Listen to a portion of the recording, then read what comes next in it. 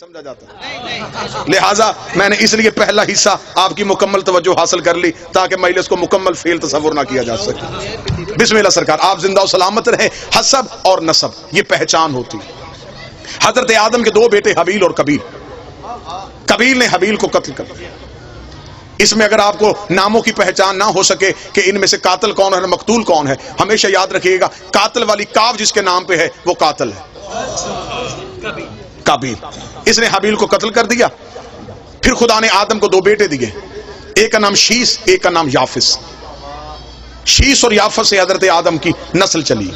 ان کے لیے اللہ نے جنت سے دو حوریں اتاری، ایک کا نام نزلہ، ایک کا نام منزلہ۔ شیس اور یافس کی نسل دنیا میں قائم ہو گئی۔ شیس کو اللہ نے 12 بیٹے دیے اور یافس کو اللہ نے 12 بیٹیاں دی۔ ان دونوں کی خاندانوں کی آپس میں شادیاں ہونی شروع ہو گئی اور نسل انسانی پھیلنا شروع ہو گئی۔ شیس اور یافس سے نسل انسانی چلی۔ پھر یافس کی نسل سے خدا نے آگے انبیاء کا سلسلہ شروع کیا۔ یافس کا ایک بیٹا نبی بنایا جسے انوش کہا گیا۔ انوش کے ایک بیٹے کو نبی بنایا جسے کنان کہا گیا۔ کنان کا بیٹا نبی ہوا جسے مہلائیل کہا گیا۔ مہلائیل کا بیٹا نبی ہوا جسے ال کہا گیا۔ ال کا بیٹا نبی ہوا جسے یرد کہا گیا۔ یرد کا بیٹا نبی ہوا جسے اخنوک کہا گیا۔ اخنوک کو ادریس کہتے ہیں۔ یہ جناب ادریس اس دنیا میں پہلا انسان ہے جس نے تہذیب انسانیت کا آغاز کیا۔ جناب ادریس کی زندگی، جناب ادریس کے بارے میں مکمل مجلس پڑھی جا سکتی، لیکن میں بڑی جلدی گزرنا چاہتا ہوں۔ جناب ادریس وہ ہے، سب سے پہلے یہ جو زراعت ہے، یہ جو آپ آج کھیتی باڑی کرتے ہیں، یہ سب سے پہلے جناب ادریس نے شروع کی۔ گنتی سب سے پہلے ادریس نے ایجاد کی۔ ستاروں کا علم سب سے پہلے زمین پہ جناب ادریس نے پہنچایا۔ سب سے زیادہ مشہور یہ ہے کہ جو انسان کپڑے پہنتا ہے، اسے کپڑے پہننے کا سلیقہ ادریس نے سکھایا۔ ادریس نام پڑا تھا درس دینے کی وجہ سے۔ استاد کہلائے انبیاء کے، لہٰذا انہیں ادریس کہا گیا۔ کپڑے سینے کا ہنر انہیں اللہ نے عطا کیا۔ پھر جب انہیں کپڑے سینے کا طریقہ آ گیا، خدا نے کہا تجھے کپڑے سینے کا طریقہ آ گیا ہے، اب میں تجھے جنت میں بٹھا لیتا ہوں کیونکہ مجھے جنت کے مالکوں کا لباس چاہیے۔ جناب ادریس کو خدا نے، اور جناب ادریس وہ اللہ کا نبی ہے جو زندہ ہے اور جنت میں ہے۔ عیسیٰ زندہ ہے لیکن جنت میں نہیں، عیسیٰ چوتھے آسمان پہ۔ ادریس زندہ ہے لیکن جنت میں، اس لیے یہ کام پہلے کر چکا ہے جس کے بعد جنت میں جانا تھا۔ یہ وہ کپڑے سی چکا ہے۔ عیسیٰ کا بھی کام باقی ہے کیونکہ 12ویں کا بھی ظہور نہیں ہوا۔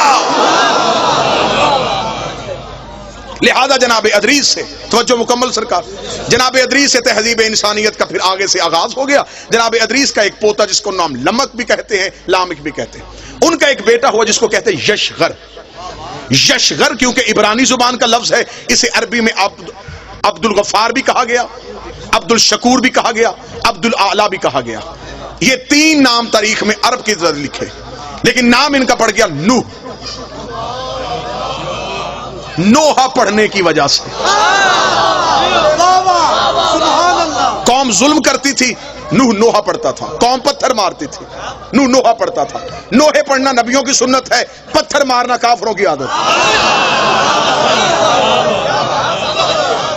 نوجوان آج کی مجلس کو مکمل توجہ فرمائیے۔ جناب نوح نے سلسلہ تبلیغ کا آغاز کر دیا۔ 950 سال یہ اللہ کا نبی تبلیغ کرتا رہا۔ 950 سال۔ بندے کتنے مسلمان ہوئے؟ 80۔ 950 سال تبلیغ، 80 بندے مسلمان ہوئے۔ 950 سال کے بعد جناب نوح نے کہا میرے اللہ بس تھک گیا ہوں۔ 950 سال کوئی تھوڑا عرصہ نہیں ہوتا۔ عذاب بھیج ان پہ۔ نوح نے عذاب مانگا، یہ جبریل آیا۔ جبریل نے ہاتھ میں کھجوریں رکھ دی۔ اسے کہا اللہ کہہ رہا کھجوریں کھا اور گٹھلیاں دفنا۔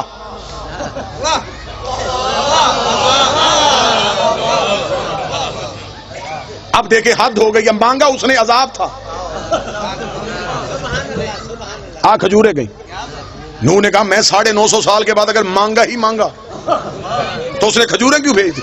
جبریل نے کہا خدا کہہ رہا ہے کہ کھجوریں کھا اور اس کی گٹلیاں زمین میں دفنا، ان سے کھجور کا درخت پیدا ہوگا۔ جب وہ کھجور کا درخت پیدا ہو جائے اس کھجور کے درخت کے لکڑیاں اتارنا، اس لکڑی کے پھٹے بنانا، ان پھٹوں سے پھر ایک کشتی بنانا۔ نوح نے کہا کہ کیونکہ جو زمیندار بندے بیٹھے یہ میری اس بات کو ضرور یقیناً اس پہ دلیل دیں گے، کھجور وہ درخت ہے جو دیر سے جوان ہوتا، بیری کہتا، سفیدہ کہتا، کوئی اور درخت کہتا، خدا نے کہا کھجور سے بنا۔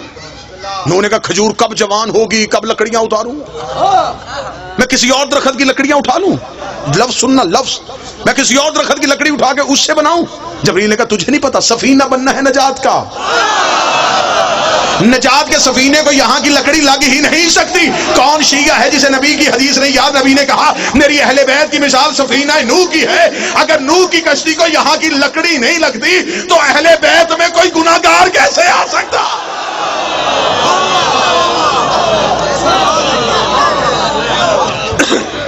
جناب نوح نے، میں خیر پورا واقعہ میں ایک سارے قصے چھوڑ رہا ہوں، جناب نوح نے سفینہ تیار کر لیا، سفینہ تیار کر کے جناب نوح نے بٹھایا سب کو، جو 80 لوگ تھے انہیں بٹھا لیا، بیٹا چھوڑ کے چلا گیا کنعان، ڈوب گیا، بیوی غرق تھی، نبی کی بیوی ماری گئی، تھا نبی کا بیٹا غرق ہو گیا، جوڑے جوڑے بٹھانے شروع کر دیے، جانوروں کی ہر نسل، کیونکہ دوبارہ پوری دنیا نے غرق ہونا تھا، نئی دنیا آباد کرنی تھی، لہذا ہر مخلوق کا جوڑا چاہیے تھا۔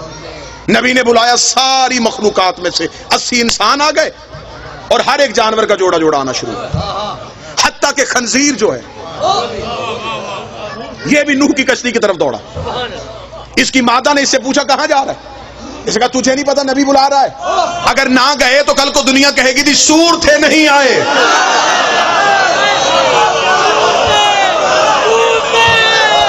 کوئی بندہ تو ہوگا جو صدر کی قدر کرے گا۔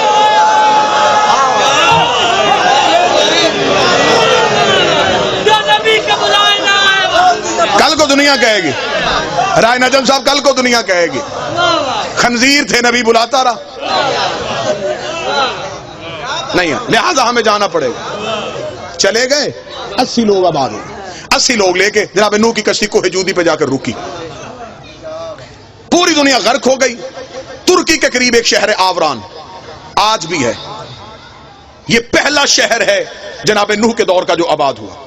اگر نوجوان بیٹھے، اگر آپ گوگل پہ جائیں، میپ اٹھائیں تو آپ کو عراق سے موصل سے جو حلب کی روڈ ہے اس پہ آپ دیکھیں تو شمال کی جانب آپ کو وہ آبادی نظر آئے گی، آوران۔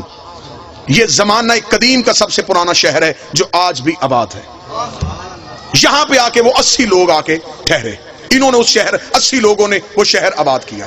وہاں پہ آج بھی ایک گلی ہے، ایک بازار ہے جسے کہتے ہیں سوق السمانیہ، 80 لوگوں کی آباد کی ہوئی گلی۔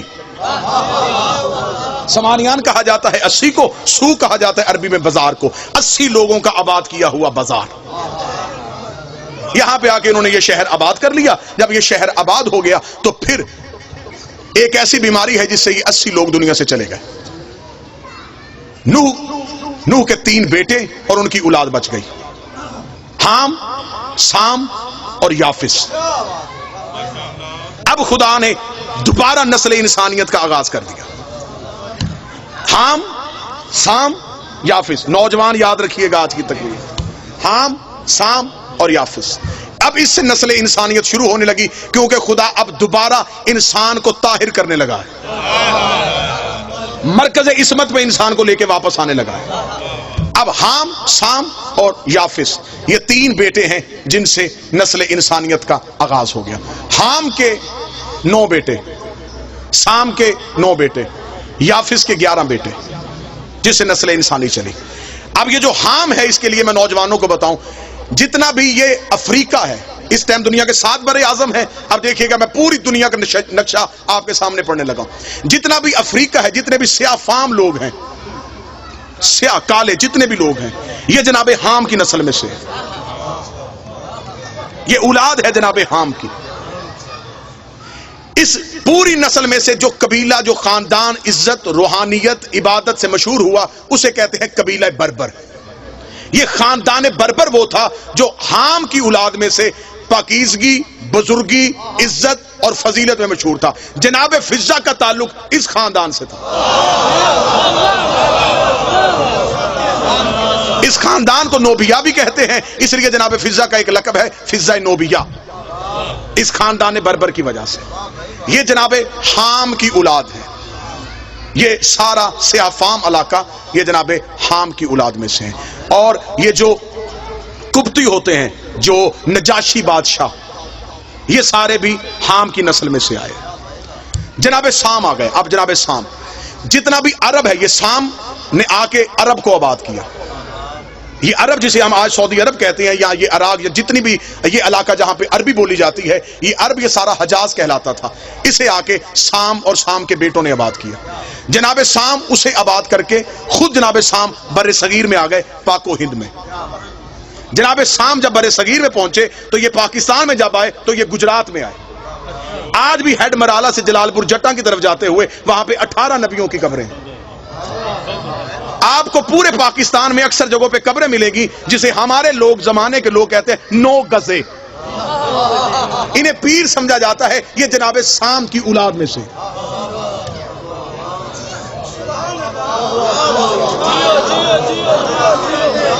بلکہ تاریخ کہتی ہے کہ خود جناب سام کی قبر بھی جو ہے وہ گجرات میں۔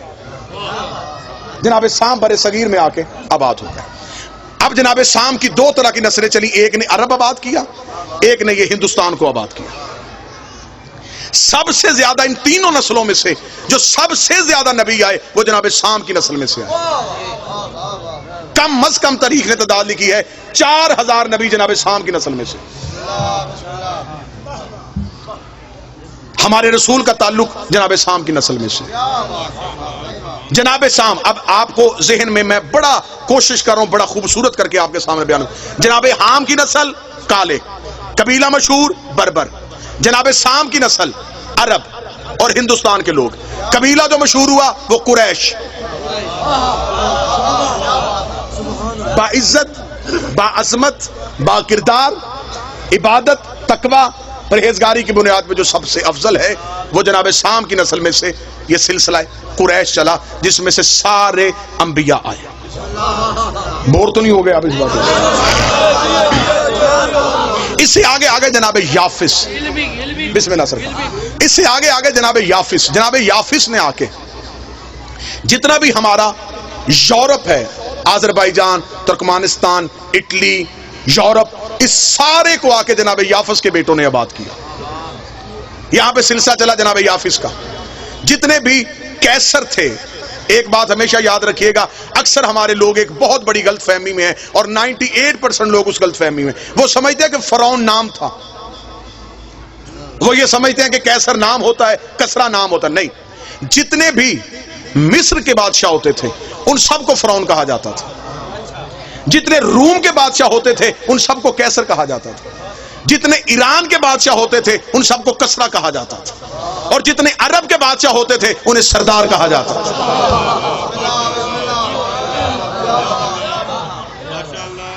پھر ایک چوتھی نسل چلی، ان تینوں نسلوں کے امتزاج سے ایک چوتھی نسل قائم ہوئی جسے آریہ کہا جاتا ہے۔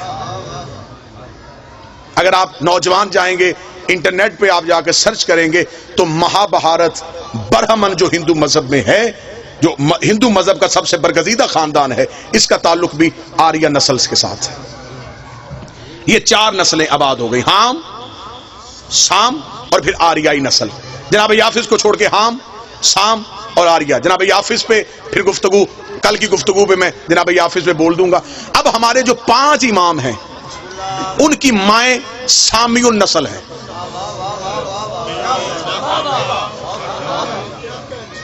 پیر ایسا ہونا چاہیے جس کی ماں کا بھی شجرہ پڑھو تو شرمندگی نہ ہو۔ امام ہونا ایسا چاہیے، مائیں بھی پاک ہوں، باپ بھی پاک ہوں۔ جب نبیوں کی مائیں زہرا کا مقابلہ نہیں کر سکتی تو بے اولاد مائیں زہرا کا مقابلہ کیسے کریں؟ سامی النسل۔ اب میں آپ کے سامنے پڑھ دیتا ہوں جناب سام کا قبیلہ بربر، جناب حام کا، جناب سام قبیلہ قریش۔ جناب سام کے قبیلے میں سے جو ہمارے 5 آئمہ کی والدہ امہات ہیں، مائیں ہیں مقدس، ان میں سے پہلی ماں مولا امیر المومنین کی والدہ جناب فاطمہ بنت اسد، اللہم صلی علی محمد و آل محمد، اسد کی بیٹی، نسل سام کی۔ مولا امام حسن اور امام حسین کی والدہ جناب سیدہ شہزادی کونین، नस्ले साम में से 3 इमाम हो गए जी। 5वां इमाम इमाम मोहम्मद बाकर अलैहिस्सलाम, इनकी वालदा है फातिमा बिनते हसन, इमाम हसन की बेटी फातिमा, इनका ताल्लुक भी जनाब शाम की नस्ल में से। ठीक हो गया। चौथा इमाम जो है, चौथा इमाम इनकी वालदा शहरबानो, शहरबानो का ताल्लुक आर्या नस्ल के साथ है, ईरानी नस्ल के साथ। ये जितनी भी पाक बीबियां जिनके मैं नाम ले रहा हूं, ये सारी अपने अपने दौर की शहजादियां हैं।